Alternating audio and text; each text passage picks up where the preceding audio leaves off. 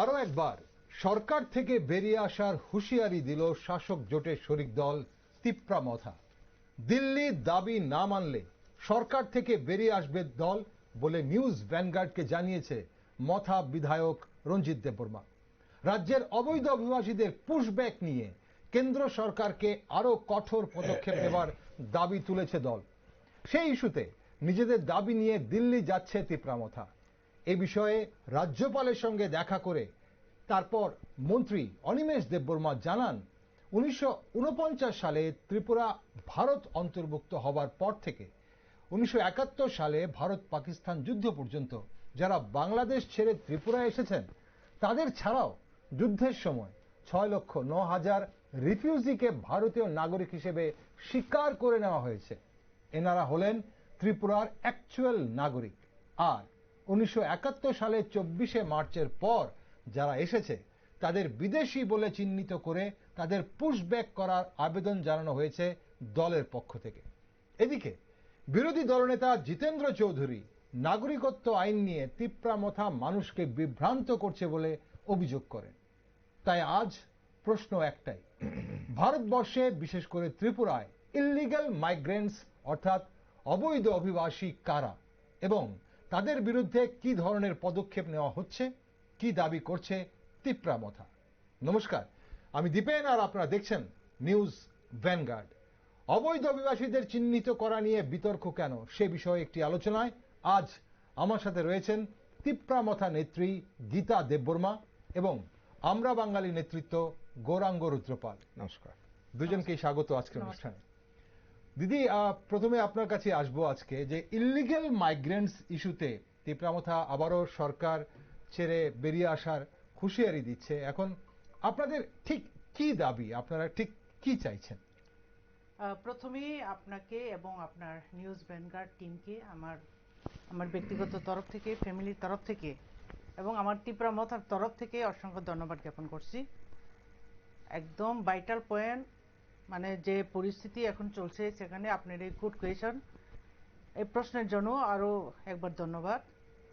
তো আমরা দেখেছি অ্যাকচুয়ালি গত 19 তারিখ মে 2025 সেন্ট্রাল গভর্নমেন্ট থেকে, সেন্ট্রাল গভর্নমেন্ট বলতে by ministry of home affairs, government of India, তাদের তরফ থেকে যে একটা নোটিফিকেশন বের হয়েছিল, টপ মোস্ট সিক্রেট নোটিফিকেশন, সেটা হচ্ছে ইলিগ্যাল মাইগ্রেন্টস যারা বিদেশি, সে বাংলাদেশ থেকে হোক, মায়ানমার থেকে হোক কিংবা পাকিস্তান থেকে হোক, যেটা ভারতবর্ষে প্রবেশ করে থাকে, যদি করে থাকে তাদেরকে চিহ্নিত করে বের করা এবং পুশব্যাক করা। এই নোটিফিকেশন যখন বের হয়েছিল তখন থেকেই আমাদের তিপ্রামথার সংগঠনের তরফ থেকে একটা গভর্নমেন্টের দিকে আমরা চাই রয়েছি এতক্ষণ। তো যেহেতু সেটা সেন্ট্রাল গভর্নমেন্টের নির্দেশ, ওইটা কিভাবে আমাদের রাজ্য সরকার কিভাবে মেনটেন করে, কিভাবে সেটাকে ম্যানেজ করে বা নির্দেশ কিভাবে পালন করবে, সেটার দিকে আমরা চাই রয়েছি। কিন্তু এতদিন ওকে, তো ওইটার সেন্ট্রাল গভর্নমেন্ট আমার যতটুকু মনে হয় সেন্ট্রাল গভর্নমেন্ট যে ডিসিশনটা নিয়েছেন সেটা নিশ্চয়ই অবজেক্ট আছে, ওইটার উদ্দেশ্য আছে। যতটুকু মনে হয় আমাদের যে ন্যাশনাল সিকিউরিটি, এখানে জাতীয় নিরাপত্তা রক্ষার জন্যই উনি বা ওনারা এই ব্যবস্থা গ্রহণ করতে পারেন। যেহেতু আমরা কিছুদিন আগেও দেখেছি পেহেলগামের যে ঘটনা, একদম খুব করুণ ঘটনা আমরা দেখেছি সবার চোখের, মানে গোটা দেশেরই ঘটনাটা ছড়িয়ে পড়েছে এবং সবাই দেখেছি সেটা বিদেশির একটা কি বলবো এটাকে, তাদের যে ন্যাক্কারজনক ঘটনা, এরকম যাতে ইন ফিউচার না হয়, এগুলি পারপাসে হয়তোবা গভর্নমেন্টের এই ডিসিশন। তো আমরা এখন চাই রয়েছে কিভাবে সরকার সেটা করে, আমাদের রাজ্য সরকার কি ব্যবস্থা নেই। তাহলে আপনাদের বক্তব্য দিদি যে কেন্দ্র সরকার যে পদক্ষেপ নিয়েছে সেই পদক্ষেপ অবশ্যই জাতীয় নিরাপত্তাকে মাথায় রেখে নিয়েছে, কিন্তু 19শে মে সেই নোটিফিকেশন বের হওয়ার পর থেকে আপনারা তাকিয়েছিলেন রাজ্য সরকার কোনো ধরনের পদক্ষেপ নেয় কিনা, যারা অভিবাসী তাদেরকে কোনোভাবে চিহ্নিত করে কিনা। আপনারা এখন তাহলে তিপ্রামথার যে প্রতিনিধি দল, যেখানে দুজন মন্ত্রী ছিলেন, এমডিসিরা ছিলেন, ওনারা গভর্নরের সঙ্গে দেখা করেন এই ইস্যুতে যে সরকার কোনো পদক্ষেপ নিচ্ছে না, তার জন্যে আপনারা এখন দিল্লি যাওয়ার প্ল্যান করছেন, এবং দিল্লি যদি আপনাদের কথা না মানে তাহলে আপনারা সরকার থেকে বেরিয়ে আসার চিন্তা ভাবনা করছেন। না, সেটা অ্যাকচুয়ালি প্রত্যেকটা পার্টির একটা সুপ্রিমো আছে, নির্দিষ্ট একটা গাইডলাইনে চলে। সরকার থেকে বেরিয়ে আসা না আসা সেই সিদ্ধান্ত বা বলার, সেটা আমি অথরিটি না, আমাদের মহারাজা আছে, উনি সবকিছু সিদ্ধান্ত নেবেন, ওনার কথাই লাস্ট কথা। ওকে, আপনি বলছেন যে মথা সুপ্রিমো প্রদ্যুৎ কিশোর দেববর্মা বলবেন শেষ কথা, কিন্তু এই মুহূর্তে আমরা চলুন আমাদের দর্শক বন্ধুদের একবার শোনাতে চাইবো আজ নিউজ ভ্যানগার্ডের অ্যাঙ্কার অঙ্কিতাকে কি ঠিক অঙ্কিতার প্রশ্নের জবাবে কি বলেছেন বিধায়ক রঞ্জিত দেববর্মা, আপনাদের একবার শোনাতে চাইব।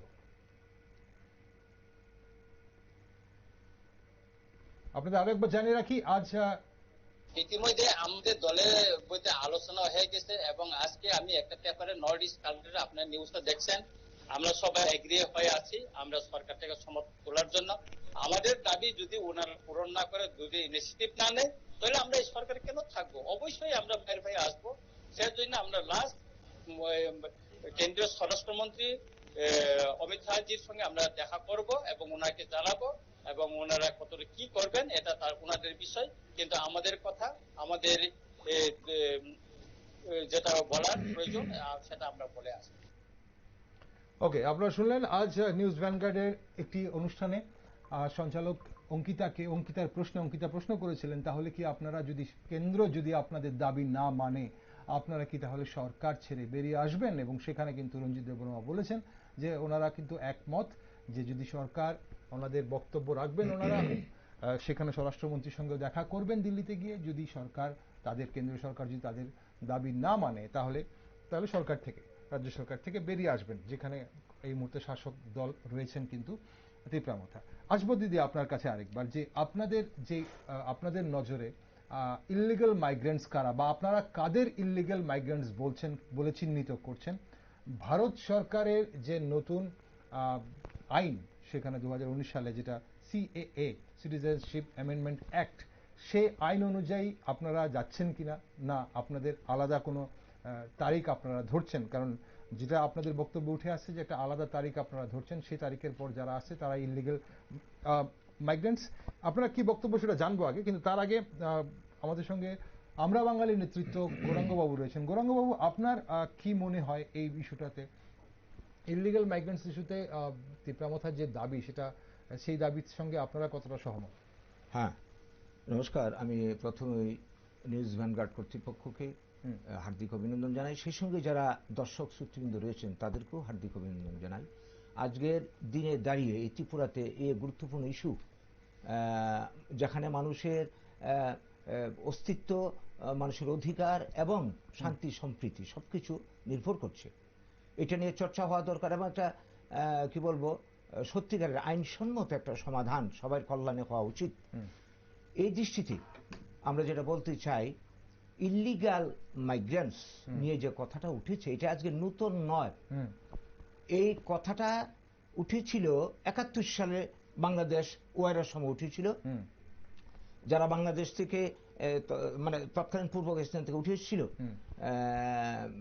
অস্তিত্বের তাগিদে, ধর্ম রক্ষার জন্য এসেছিল, তাদেরকে কিন্তু তখন গভর্নমেন্ট ইল্লিগাল মাইগ্রেন্ট ট্রিট করেছিল, শরণার্থী হিসেবে ট্রিট করেছিল, রিফিউজি হিসেবে ট্রিট করেছিল, এবং তাদের ভরণ পোষণ এভরিথিং করেছে। আজকে এত বছর পর যারা দেশকে স্বাধীন করলো, যে বাঙালিরা দেশের ভূমিপুত্র, যারা দেশের উন্নয়নের কারিগর, তাদেরকে ইল্লিগাল মাইগ্রেন্ট ট্রিট করা হচ্ছে ইন্দিরা রাজীব চুক্তিকে ভিত্তি করে। তো এই যে বিষয়টা, তারপর আমরা দেখলাম 1978 সালে বামেরা ক্ষমতা আসার পর একইভাবে বাঙালিদেরকে বাঙালিদেরকে ইল্লিগাল মাইগ্রেন্ট ট্রিট করে দাগিয়ে দেওয়া হয়েছিল, অপরাধী হিসাবে চিহ্নিত করে ত্রিপুরাতে একটা গণহত্যার মতন পরিবেশ সৃষ্টি করা হয়েছিল। এবং তার পরিণাম আমরা জানি, ত্রিপুরাতে হাজার হাজার মানুষ খুন হলো, জাতীয় মুখ্যত বাঙালি জনগোষ্ঠীর মানুষ বেশি ক্ষতিগ্রস্ত হয়েছে। উপজাতির মধ্যে যারা হয়েছে তারা সেটেলমেন্ট পেয়ে গেছেন, বাঙালির আজও পায়নি। তো এই ধরনের একটা পরিবেশ আবার ত্রিপুরাতে নতুন করে ইলিগাল মাইগ্রেন্ট ইস্যুতে সৃষ্টি হচ্ছে বলে আমাদের অনুমান। এই যে বিষয়টা আমরা ভারতের যে সংবিধান, যে নাগরিকত্ব আইন 1955 অ্যাক্ট রয়েছে, সেখানে স্পষ্ট বলা হয়েছে জন্মসূত্রে, বৈবাহিক সূত্রে, উত্তরাধিকার সূত্রে, এবং একটানা কেউ যদি 5 থেকে 10 বছর ভারতের কোনো প্রভিন্সে দেশের সংবিধান মেনে বাস করে, সে নাগরিকত্ব পাওয়ার অধিকার আছে। এই আইন কিন্তু এখনো বাতিল হয়নি। এই আইন থাকা অবস্থাতে এখন আবার ইলিগাল মাইগ্রেন্টস, কিছুদিন পরে একটা চুক্তি, অসমে চুক্তি হয়েছে, ত্রিপুরাতে টিএনবি চুক্তি হয়েছে, এখন আবার নতুন করে এই ধরনের প্রশ্ন উঠছে।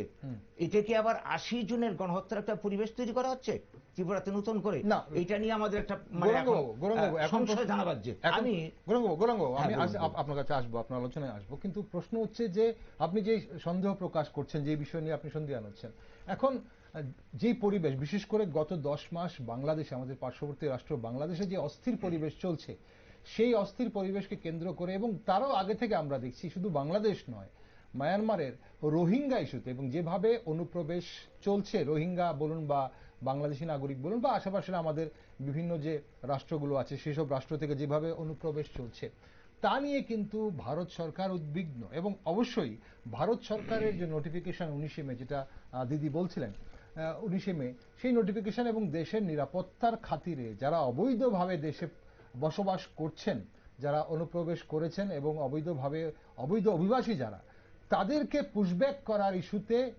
ত্রিপুরা সরকার কি দায়িত্ব নিচ্ছে? রাজ্যে যারা ইলিগাল মাইগ্রেন্ট, আপনি কি মানেন কিনা যে ত্রিপুরাতে ইলিগাল মাইগ্রেন্টস আছে কি নেই? আমি এই প্রসঙ্গে আমার বক্তব্য হচ্ছে, যদি কেউ ইলিগাল মাইগ্রেন্টস থাকে, রোহিঙ্গাই বলি যাই বলি, যে আমার দেশের নিরাপত্তার জন্য, রাজ্যের নিরাপত্তার জন্য হুমকি স্বরূপ, আমাদের শান্তি সম্প্রীতির পক্ষে হুমকি স্বরূপ, একদম আইন অনুযায়ী, দেশের আইন অনুযায়ী, সংবিধান অনুযায়ী তাকে যদি দেশ থেকে বের করে দেওয়া হয়, পুশব্যাক করা হয়, এই নিয়ে কারোর কোনো বক্তব্য থাকতে পারে না, আমাদেরও নেই। কিন্তু বিষয়টা সেখানে থাকছে না। আজকে আমরা যেটা, এই যে পত্রিকা, আজকে আমি দর্শকের উদ্দেশ্যে এই পত্রিকাটা আমি দেখাচ্ছি, অনেকে যারা প্রতিবাদী কলম পড়েন জানেন, যারা পড়েন না তাদের উদ্দেশ্যে আমার বক্তব্য। এইখানে ইলিগাল মাইগ্রেন্ট ইস্যুকে কেন্দ্র করে কেন্দ্রীয় সরকারের নজরে যেটা আছে, যেটা চিন্তা করছে, এটা চিন্তা করবে গভর্নমেন্ট, ব্যবস্থা নেবে গভর্নমেন্ট। এইখানে একটা রাজনৈতিক দলের প্রতিনিধি বা কোনো পাবলিক কি এই ব্যাপারে কোনো হস্তক্ষেপ করতে পারে, কোনো নোটিশ জারি করতে পারে? যে নোটিশটা সোশ্যাল মিডিয়াতে প্রকাশ পেয়েছে, এই নোটিশের মাধ্যমে এরা পাবলিকের কাছে চাইছে কারা সন্দেহ হয় তাদের নাম দেওয়ার জন্য, এটা তারা করতে পারে কিনা? এর পেছনেই রয়েছে উদ্দেশ্যটা, আসল চক্রান্ত। এটা হচ্ছে আমাদের বক্তব্য। এর মাধ্যমে একটা অশান্তি তৈরির চেষ্টা চলছে, এটা হচ্ছে আমার বক্তব্য। ওকে, আমি আসবো আপনার কাছে। দিদি, আমরা একটা ছোট্ট করে জানতে চাইবো, আপনি আপনার বক্তব্য শোনার আগে আমরা একটু সেই বক্তব্যটা শুনবো। মন্ত্রী অনিমেষ দেববর্মা যে বক্তব্য রেখেছিলেন সাংবাদিকদের মুখোমুখি হয়ে, উনি যে কথাটা বলেছিলেন যখন মাননীয় গভর্নরের সঙ্গে দেখা করতে যান ওনারা, এবং দেখা করার পর উনি কেন দেখা করেছেন সেই বিষয়ে সাংবাদিকদের কি বলেছিলেন, আরো একবার আমরা একটু শুনে নিই, চলুন। মাননীয় গভর্নর মহোদয়ের কাছে আমরা ত্রিপুরা মথার মন্ত্রী, এমএলএ, ইএমস এবং এমডিসিরা আমরা সবাই আসলাম। 15 জনের প্রতিনিধি নিয়ে আমাদের অনুমতি দিয়েছেন। মূল বক্তব্য হলো, ভারত সরকারের যে নির্দেশ যে ইলিগ্যাল মাইগ্রেন্টসদের আইডেন্টিফিকেশন করে পুশব্যাক করা, মায়ানমার, পাকিস্তান এবং বাংলাদেশ থেকে যারা আসছে ইলিগালি, তাদেরকে ধরে আমাদের দেশ থেকে বাংলাদেশ বা তাদের দেশে ডিপোর্ট করে। তো এই বিষয়ে ত্রিপুরা মথা মনে করে যে আমরা সবাই জানি যে ত্রিপুরায় মার্জারের পর 1949 থেকেই কিন্তু অনেক আমাদের ভাই বোনেরা তারা বাংলাদেশ থেকে আসতে হয়েছে, এবং একটা যুদ্ধও হয়েছে পাকিস্তানের সাথে। 1971-এ যখন বাংলাদেশ গঠনের জন্য যুদ্ধ হয়, সেই কালে সরকারি তথ্য অনুযায়ী আমাদের এই ত্রিপুরা রাজ্যে, আমরা যারা, আপনারা সবাই যারা ত্রিপুরা, আমরা স্বীকার করে নিয়েছি যে 6,09,000 রিফিউজি যারা বাংলাদেশের বা সেই কালের পূর্ব পাকিস্তানের লোক ছিলেন, তারা এখান থেকে আর যাবেন না, এখানেই থাকবে। তো আমরা আদি ত্রিপুরার লোক, ত্রিপুরা বা বাঙালি, মণিপুরি যাই আমরা আছি, প্লাস 6,09,000 আমরা হলাম ভারতবর্ষের ত্রিপুরার অ্যাকচুয়াল নাগরিক। তো এদের বাইরে যারা আসবে, ইন্দিরা এবং শেখ মুজিবুর রহমানের মধ্যে একটা চুক্তি হয় যে 71-এর সেই ডেটটার পর একটা কাট অফ ডেট ছিল, 24 তারিখ মার্চ হবে সেইটা। সেই ডেটের পরে যারা আসবে তাদেরকে বিদেশি বলে চিহ্নিত করা হোক, এবং যেই তারা আসবে এখানে এদেরকে ধরার জন্য ত্রিপুরা পুলিশের হোম ডিপার্টমেন্টে একটা উইং আছে, MTF, mobile task force. SP রয়েছেন, DSP রয়েছেন, এবং অনেক পুলিশ কর্মীরা এটার জন্য আলাদা বাজেট থাকে। তো এই যে ভারত সরকারের নির্দেশের পর গুজরাট বা মেঘালয়, আসাম ইত্যাদি রাজ্যে যেভাবে রোহিঙ্গা বা মুসলিম যে সমস্ত বাংলাদেশি নাগরিকরা ভারতবর্ষের মধ্যে ঢুকে পড়েছে, তাদের কিন্তু আইডেন্টিফাই করে বিমান পথে এনে আগরতলা এয়ারপোর্ট থেকে দড়ি দিয়ে বেঁধে পিটতে পিটতে তাদের আখাউড়া গেট দিয়ে কিন্তু ছেড়ে দেওয়া হচ্ছে। তো আমরা এজ এ পার্টি মনে করি যে এখানে যে ধরনের স্টেপ হওয়া উচিত সেই স্টেপটা হচ্ছে না।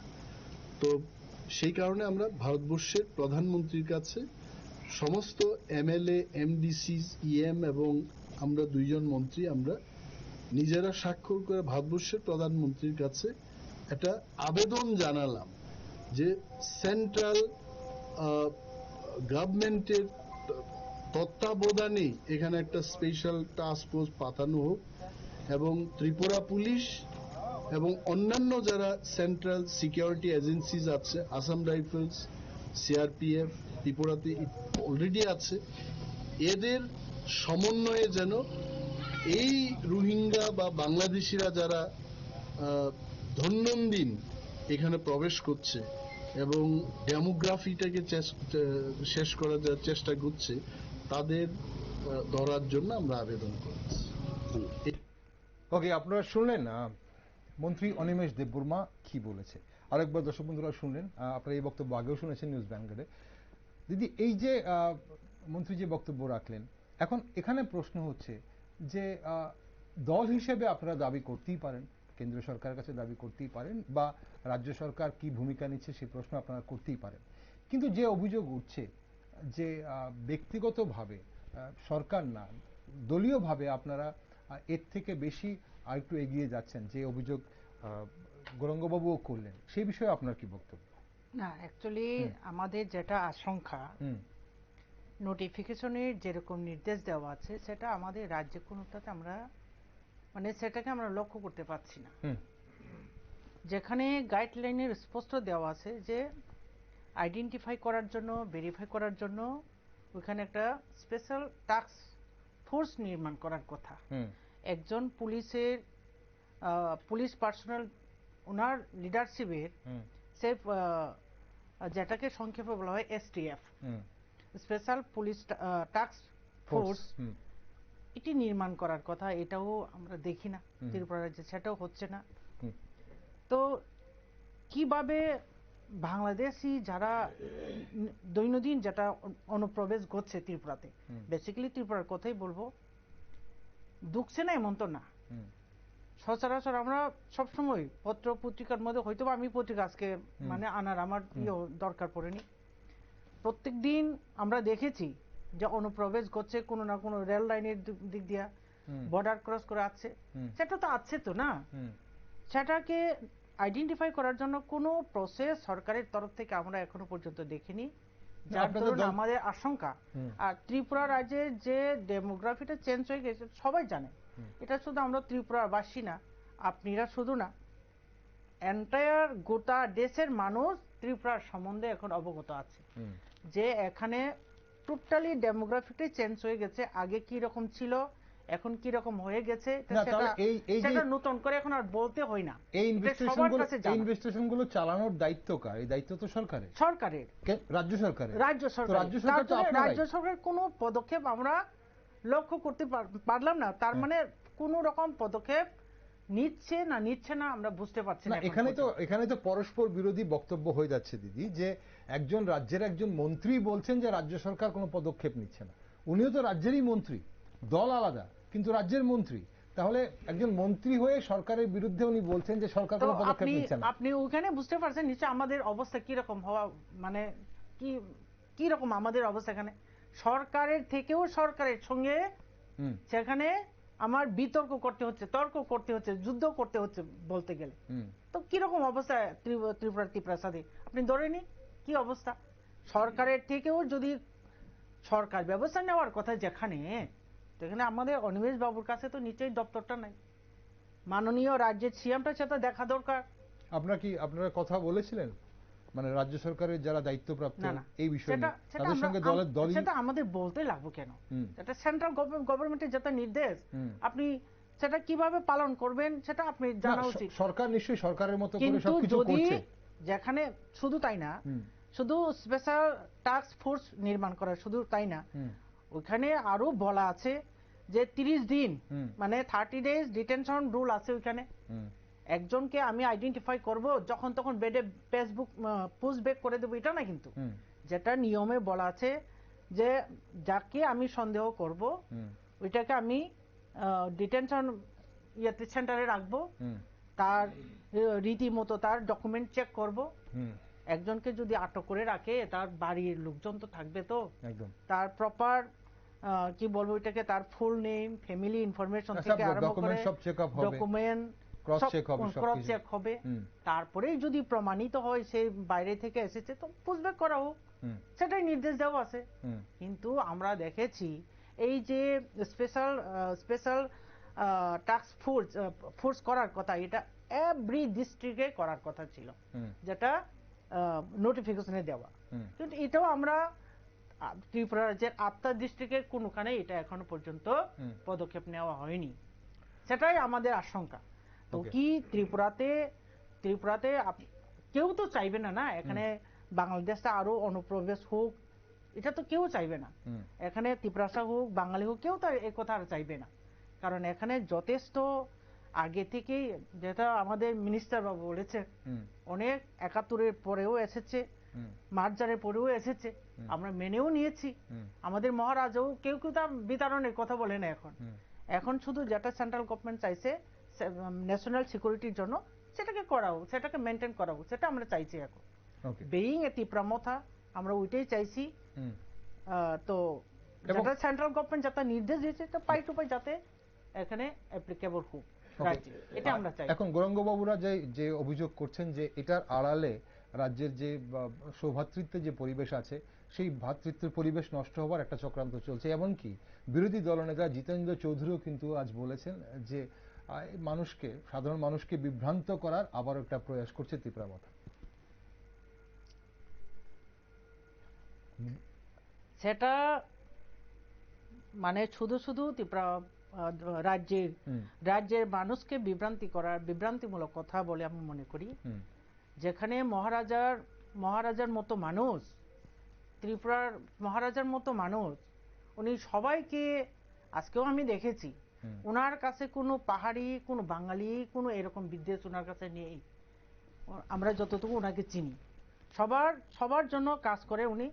তবে বেসিক্যালি যেহেতু ত্রিপুরাসার কমিউনিটি হওয়াতে, ত্রিপুরাসার যে অবস্থায় এখন আছে সেটাকে আপগ্রেড করার জন্য উনি আপ্রাণ চেষ্টা করেছে, যেটা সত্যি কথা।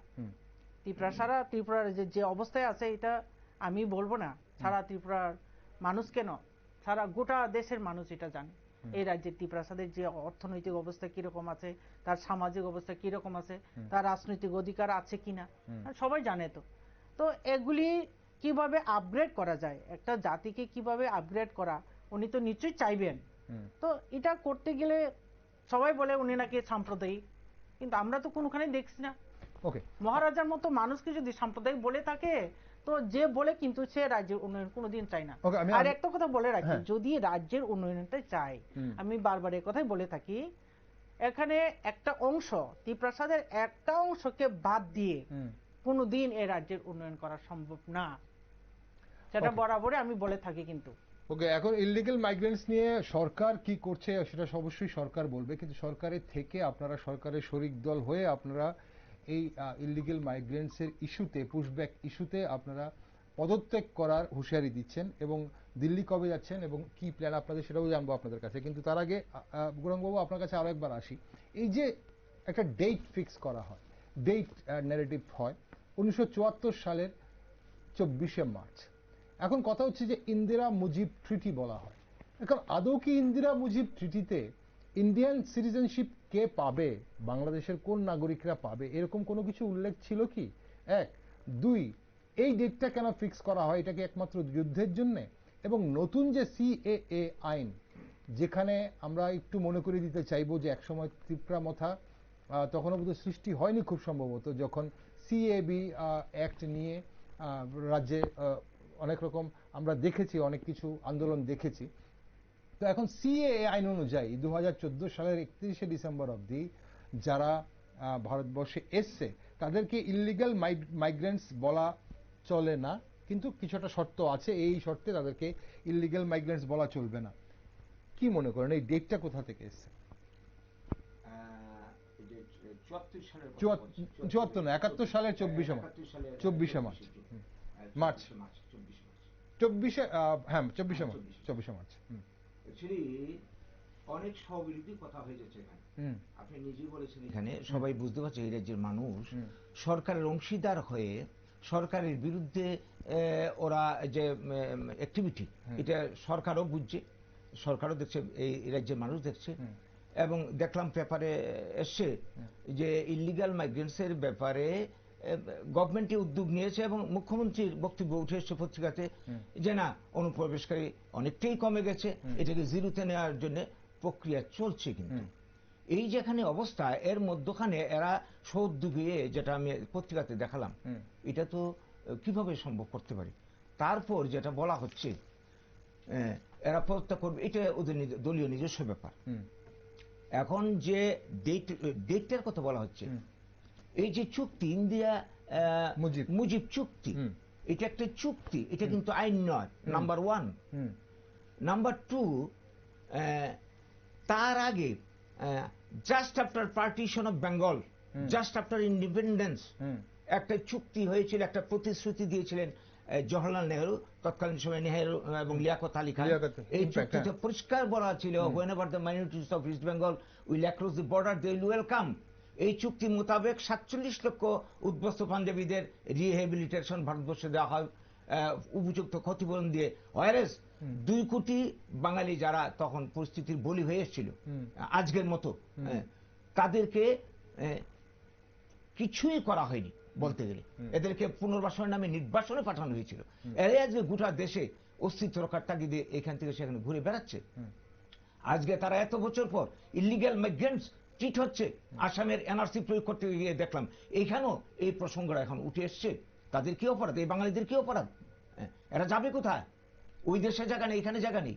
কাজেই এই সমস্ত যদি এই 71 সালের 24শে মার্চের কথা মানতে হয়, তার আগে অবশ্যই এই যে জওহরলাল নেহরুর চুক্তিকে আগে বাস্তবায়ন করতে হবে, তারপর এটা প্রশ্ন আসবে। এবং যে কথা আমি উল্লেখ করেছি, সংবিধানে এখন পর্যন্ত যে বিধি রয়েছে, যেটা 1955 অ্যাক্ট, এটা এখন বদল হয়নি। এটাকে ঠিক রেখে এই নতুন চুক্তির আড়ালে একটা বিশেষ জাতি গোষ্ঠীকে চিহ্নিত করে তাদেরকে বারবার হয়রানি করা, এটা আমরা মানতে পারি না। কোনো বিবেকবান মানুষ আমরা মানতে পারি না। আমরা চাই ত্রিপুরার উন্নয়ন, জাতি উপজাতি সবাইকে নিয়ে উন্নয়ন। মৌরবার একটা কথা বলতে চাইছি, ত্রিপুরাতে বাঙালি, এই যে মেঘনার পূর্ববার পর্যন্ত যেটা ছিল, বাঙালি এবং ট্রাইবেল মিলেই এই আদি ত্রিপুরা, তারাই এখন ত্রিপুরাতে আছে। দেশভাগ বা ত্রিপুরা ভারতের সঙ্গে মার্জ হওয়ার পর পরিস্থিতিগত কারণে যদি কেউ এসে থাকে, ত্রিপুরার মানুষই ত্রিপুরাতে মানে আছে, অবস্থান করছে। চীন, রাশিয়া বা বিদেশ থেকে কেউ আসেন, অথচ তাদেরকে বিদেশি বলে দাগিয়ে দেওয়া হচ্ছে। এবং এই যে 80 জনের গণহত্যায় আমরা লক্ষ্য করেছি, শুধু বাঙালিকে টার্গেট করা হয়েছে। এখানে যে ত্রিপুরাতে চাকমা মগ এসছে, তারাও তো এই দেশে বিদেশি ইলিগাল মাইগ্রেন্ট হয়ে যাবে। তাদের বিরুদ্ধে কোনো ব্যবস্থা নেই কেন? কোনো অ্যাকশন নেই কেন? ওকে, আমরা সেই বিষয়ে আজকে যাচ্ছি না। আমরা যাচ্ছি একমাত্র ইলিগাল মাইগ্রেন্টস কারা, সেই সরকার চিহ্নিতকরণ অবশ্যই করছে। এবং যেটা আপনি বলছিলেন যে সরকার কিন্তু জানিয়েছে রাজ্য সরকার জানিয়েছে, সে কাজ চলছে, মুখ্যমন্ত্রীও বলেছেন কাজ চলছে, এবং এই অনুপ্রবেশ যারা এই মুহূর্তে ইলিগাল মাইগ্রেন্টস রাজ্যে যেটা আছে কিনা সেই খোঁজ খবরও কিন্তু নেওয়া হচ্ছে। সেই খোঁজ খবর নিয়ে যদি এরকম কেউ থেকে থাকে যথাযোগ্য ব্যবস্থা নেওয়া হবে। কিন্তু এই মুহূর্তে তিপ্রামথার যে অবস্থান, তিপ্রামথা রাজ্যপালের সঙ্গে দেখা করেছেন, এবং দিদি আপনারা দিল্লি যাচ্ছেন বলে আমরা জানতে পারলাম। দিল্লি কবে যাচ্ছেন এবং স্বরাষ্ট্রমন্ত্রীর সঙ্গে দেখা করার পাশাপাশি আর কি কি আপনাদের কর্মসূচি আছে এবং সরকারের কাছে আপনারা কি দাবি রাখছেন? দেখুন, আমি প্রথমে বলেছি আমাদের যা ডিসিশন মহারাজাই দেবেন, মহারাজা আমাদের লাস্ট কথা। উনি যে সময় বলবেন তখনই যাব, উনি যে সময় বলবেন সরকার থেকে সরে আসার তখনই আসবো। কিন্তু আমাদের একটাই আগে বলেছি, একটা শঙ্কা ওখানে যে প্রত্যেকটা ডিস্ট্রিক্টের যে যেটা যেটা হওয়ার কথা, আপনি সেই টাস্ক ফোর্স বলেন না হয় ডিটেনশন সেন্টার বলুন, সেগুলি হচ্ছে না। হ্যাঁ, যেটা আমার গৌরাঙ্গদের যেটা বলছেন যে এটা ৮০ সনের দাঙ্গা যাতে পুনরাবৃত্তি না হোক, আমরাও চাইবো না সেরকম কিছু। কিন্তু আফটার বার্থ ভারতের সঙ্গে মার্জার হওয়ার পর থেকে ত্রিপুরা রক্ষণাবেক্ষণের দায়িত্ব সম্পূর্ণরূপে ভারতবর্ষের হাতে। এখন তিপ্রামথার হাতেও না, সেই বিজেপির হাতেও না, আমরা বাঙালির হাতেও না নিশ্চয়ই। তো সেটাকে নিরাপত্তা রক্ষার জন্য ভারত সরকার জানে, সেন্ট্রাল গভর্নমেন্ট জানে ব্যাপারটা। সেন্ট্রাল গভর্নমেন্ট কি বুঝে কি শুনে যেটা নির্দেশ দিয়েছেন তা উনি জানে। আমরা তো রীতিমতো আমাদের রক্ষার্থে আমাদের আন্দোলন করে যাচ্ছি। আমাদের আন্দোলন কিভাবে রক্ষা করব সেটাকে বেসড অন এডিসি এরিয়া, আমরা ত্রিপুরাল্যান্ড থেকে এখন গ্রেটার ত্রিপুরাল্যান্ড আমাদের ডিমান্ড, সেখানে আমরা অন্য রাজ্যে এখনো। তো ওই জায়গাতে আমরা কোনোদিন চাইবো না যে এখানে ৮০ সনের মতো দাঙ্গা আবার হয়ে উঠুক, সেটা আমরা কোনোদিন চাইবো না। আমরা চাইবো আমাদের ত্রিপুরা যাতে একটু আপগ্রেড হোক, যাতে তার সোশ্যালি, ইকোনমিক্যালি, পলিটিক্যালি যাতে একটু আপগ্রেড হোক। মানুষ এখন চাঁদে উঠছে, চাঁদে যাচ্ছে, কিন্তু আমরা এখনো ৩ বেলা বার জুটেনি ত্রিপুরার কপালে। এই চলছে ত্রিপুরা রাজ্যে। তো ওইটার থেকে কিভাবে আমরা ওভারকাম করব সেটা আমাদের প্রচেষ্টাতে আছি। আমরা রীতিমতো দাবি করে যাচ্ছি আমাদের প্রাপ্য যাতে আমাদের দেওয়া হোক। আপনাদের সেই দাবি তো গ্রেটার ত্রিপুরাল্যান্ড হোক কিংবা কনস্টিটিউশনাল সলিউশন হোক, সেটা কোনো জাতির বিরুদ্ধে না, কারোর দাবির বিরুদ্ধে না, আমাদের সাংবিধানিক যেটা প্রাপ্য সেটাই আমরা চাই। সেই দাবিগুলোর এই মুহূর্তে কি অবস্থান রয়েছে? আপনাদের কনস্টিটিউশনাল সলিউশন আপনারা পেয়েছেন কিনা? সেটাই আমাদের মহারাজা উনি সবকিছু জানে। উনি না মানে কনস্টিটিউশনাল সলিউশন কোনো কিছু সলিউশন হয়েছে কিনা? না না, কনস্টিটিউশন ত্রিপুরা অ্যাকর্ড যেটা হয়েছিল সেটা আজকে ডেটে সেই যেদিন হয়েছিল ওখান থেকে মোটামুটি 18 থেকে 19 মাস চলে। এখন কোনো কিছু সলিউশন কোনো রকম সলিউশন হচ্ছে না, সেটাও একটা হেডেক। ত্রিপুরা মতো একটা হেডেক, কারণ জনগণকে যেভাবে প্রতিশ্রুতি দিয়েছি সেটা মানে রাখতে পারছে না এখন। আচ্ছা, তো আমরা নিশ্চয় আমাদের দাবি আমরা চাইবো সেন্ট্রাল গভর্নমেন্টের কাছে, কেন চাইবো না? তাহলে এটা আমাদের সাংবিধানিক অধিকার, আমরা চাইবো। এটাও কি একটা পয়েন্ট চাই বলে এখানে কি দাঙ্গা লাগবে সেটা তো হওয়ার কথা না। এটাও কি একটা পয়েন্ট যে আপনারা এরকম মানসিকতা বা এরকম কথা উচ্চারণ করাটাই তো ভুল বলে আমি মনে করি। ওকে, সেরকম হওয়াটাই তো উচিত না। আমরা চাইলেই সেখানে দাঙ্গা বেঁধে যাবে আর আমরা না চাইলেই শান্তি শৃঙ্খলা থাকবে, সেটা তো হতে পারে না। আমি আগেই বলেছি এখানে বৃহৎ একটা অংশের ত্রিপ্রাসাদের বাদ দিয়ে রাজ্যের কোনোদিন আপনি উন্নয়ন করতে পারবে না। আপনি এডিসি কে বাদ দিয়ে নন এডিসি উন্নয়ন করতে পারবে না। তো ওই জায়গাতে কেন এরকম মনোভাবটা তৈরি হয়? না, এখানে তো সেই জিতেন চৌধুরী হোক, ওনার আমরা দেখেছি ওনার সিপিএম এর আমলে কতটুকু এখানে ডেভেলপ হয়েছে আমরা দেখেছি। সেই 2018 যখন বিজেপি আইপিএফটি গভর্নমেন্ট যখন এখানে হয়েছিল তখন থেকে রাজ্যের এই জনগণ ত্রিপুরা নিজের আওয়াজ একটু তোলার সাহস হয়েছিল। এরপরে তো আমরা কোথায় বলতে পারি না, এরকম একটা ইয়ের মধ্যে আমরা আছি। তো আমরা ওখান থেকে উঠতে চাইলে সেটা দাঙ্গার সৃষ্টি হবে, সেটা গরাঙ্গদা যেটা বললাম আমার প্রিয় দাদা, সেটা আমি মেনে নিতে পারছি। ওকে, না এখন অনেকেই একটা শেষ প্রশ্ন আপনাদের কাছে। আপনারা অবশ্যই যেটা গৌরাঙ্গবাবু বলেছেন, দল হিসেবে আপনারা কি করবেন সেটা আপনাদের কাছে উপর নির্ভর করছে। অনেকেই বলছেন যে এই যে আপনি যেটা বললেন যে গ্রেটার ত্রিপুরাল্যান্ড বা কনস্টিটিউশনাল সলিউশন, আপনি বললেন প্রায় 18 মাস হয়ে গেছে, আপনাদের কোনো রকম ধরনের কোনো সলিউশন এখনো সলিউশন হয়নি। সরকারের সঙ্গে দূরত্ব সৃষ্টি হচ্ছে। কিছুক্ষণ আগে আপনি বললেন যে আমরা বুঝে নেব যে সরকারের থেকে মন্ত্রী নিজেই বলছেন যে ওইটা আমি বলবো না, যেহেতু বলার অথরিটি আমি না। সরকারের সঙ্গে দূরত্ব বাড়ছে না কমছে সেটা আমি বলবো না। আমাদের লাস্ট কথা, শেষ কথা মহারাজাই বলবেন, উনি আমাদের সুপ্রিমো, উনি অথরিটি। তো ওই জায়গাতে আমি শুধু বলবো আমার যেটা এখতিয়ারের মধ্যে, আমি যেটা বলার, যেটা এখতিয়ারের মধ্যে আছে, সেটা হচ্ছে যেটা সেন্ট্রাল গভর্নমেন্ট যেটা নির্দেশ দিয়েছিল আজ পর্যন্ত, সেটা মানে কোনোখানে কোনো রকম 1%ও সেটা স্টেপ নিতে বা পদক্ষেপ নিতে আমরা দেখিনি ত্রিপুরা রাজ্যে। সেটাই আমাদের আশঙ্কা। আপনাদের কোনো দাবি ফুলফিল হয়নি এখনো?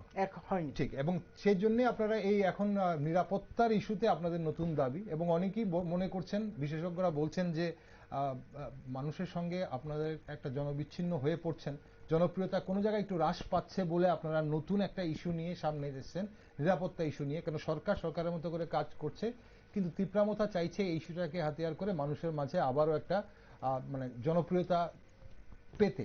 এটা কতটা ঠিক বলে আপনি? না, সেটাও আপনি যেটা বলছেন যে আমাদের জনপ্রিয়তা হ্রাস পাচ্ছে বলে এটা অনেকে বিশেষজ্ঞরা মনে করছেন। না না না, সেটা মোটেই না। আমি এখনো বলছি 99.9% ত্রিপুরা এখন মহারাজের সঙ্গে আছে। আচ্ছা, 99.9% এখন মহারাজের সঙ্গে আছে। আপনি প্রত্যেকদিন দেখুন, এখন হয়তোবা দেখেন প্রত্যেকদিন 2-3 জায়গাতে এভরিডে এই মিছিল চলছে, না হয় কোন না কোনো প্রোগ্রাম চলছে, মহারাজার প্রোগ্রাম। আর মহিলাদের কথা তো বলাই লাভ নেই, সব মহিলা 100% মহিলা মহারাজার সঙ্গে এখন। ওকে, আমার অনুষ্ঠানের সময় ফুরিয়ে গেছে, ছোট্ট করে 1 মিনিট সময় আছে গৌরাঙ্গ বাবু।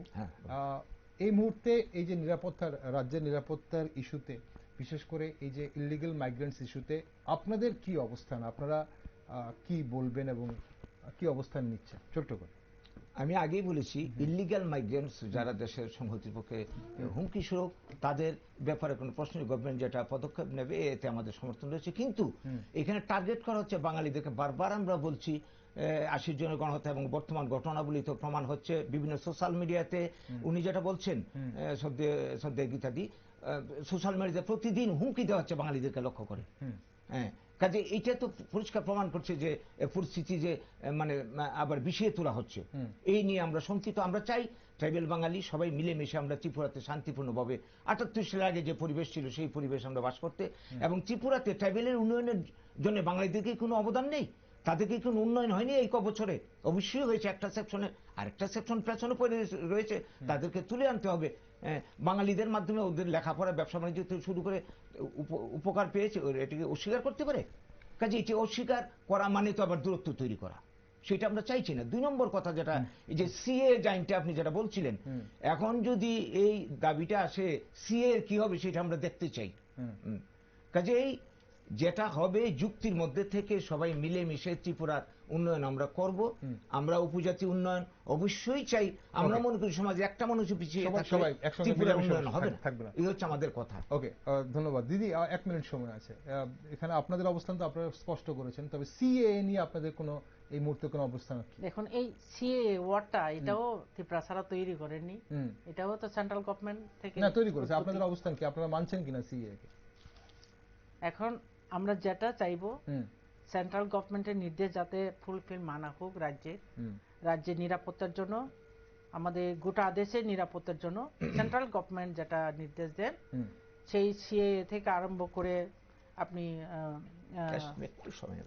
কি জানি বলে ওইটাকে, ইলিগাল ইমাইগ্রেন্টস থেকে আরম্ভ করে সবকিছু। কারণ আমি আগে বলেছি যে 1949-এর পর থেকে ত্রিপুরা রাজ্যের নিরাপত্তার জন্য সম্পূর্ণ দায়িত্ব সেন্ট্রালের হাতে, ভারত সরকারের হাতে। সেন্ট্রাল গভর্নমেন্ট যা সিদ্ধান্ত নেবে সেটা আপনারা সঙ্গে আছেন। আমাদের উন্নতির জন্য আমরা আন্দোলন করব, আমরা চাইবো, 100 বার চাইবো সেন্ট্রাল গভর্নমেন্টের কাছে, এটা ত্রিপুরার বাঙালির বিরুদ্ধেও না, কোনো সম্প্রদায়ের বিরুদ্ধে না, আমরা শুধু আমাদের প্রাপ্যতা চাই। ওকে, বলুন। লাস্টে আমার একটা যেটা বলার বক্তব্য, সবাইকে নিয়ে আমরা থাকবো। ত্রিপুরা, আমি মনে করি না জনসংখ্যা বেশি হয়ে গেছে ত্রিপুরা আমরা বাঁচতে পারবো না, বিষয়টা তা না। বিষয়টা হচ্ছে পরিকল্পনার অভাব, সুষ্ঠু নেতৃত্বের অভাব, ত্রিপুরার আদি ইতিহাস জানার অভাব। আমি একটা বই এখানে জহর আচার্যের লেখা, আপনারা যারা মানে যাদের কাছে আছে বইটা জানেন, ত্রিপুরার আদি ইতিহাস, আদি অন্ত, মানে জাতীয় উপজাতি আমরা সেই কিভাবে বিষয়- তৈরি হয়েছে সেই বিষয় নিয়ে গৌরাঙ্গবাবু আমরা এটা আপনারা অন্য- পাঠ করে নেবেন, ত্রিপুরা ইতিহাস তাহলে নিয়ে- অনেক সমস্যার সমাধান হবে। আমরা অন্য কোনো একদিন অবশ্যই আলোচনা করতে পারবো, আজ অনুষ্ঠানের সময় ফুরিয়ে গেছে। অসংখ্য ধন্যবাদ গৌরাঙ্গবাবুর সঙ্গে থাকার জন্য। নমস্কার। দিদি আপনাকেও অসংখ্য ধন্যবাদ নমস্কার। ফিতাদি আপনাকে সঙ্গে থাকার জন্য। দর্শক বন্ধুরা, সিটিজেনশিপ অ্যামেন্ডমেন্ট অ্যাক্ট 2019 অনুযায়ী আফগানিস্তান, বাংলাদেশ এবং পাকিস্তান থেকে আসা হিন্দু, শিখ, বৌদ্ধ, জৈন, পার্সি এবং খ্রিস্টানরা যারা 31শে ডিসেম্বর 2014 বা তার আগে ভারতে প্রবেশ করেছিলেন তাদের অবৈধ অভিবাসী হিসেবে গণ্য করা হবে না, তবে তার জন্য কিছু শর্ত আছে। এবং বর্তমানে অবৈধ অভিবাসীদের চিহ্নিত করা এবং তাদের প্রত্যাবর্তন নিয়ে তিপ্রামথা সরকার ছাড়ার যে হুঁশিয়ারি দিচ্ছে তা নিয়ে তোলপাড় হয়ে উঠছে রাজ্য রাজনীতি। কি পদক্ষেপ হবে মথার পরবর্তী, সেটা অবশ্যই সময় বলবে, সেদিকে নজর রাখছি আমরা। আর আপনারা সব খবরের জন্য চোখ রাখুন শুধুমাত্র নিউজ ভ্যানগার্ড।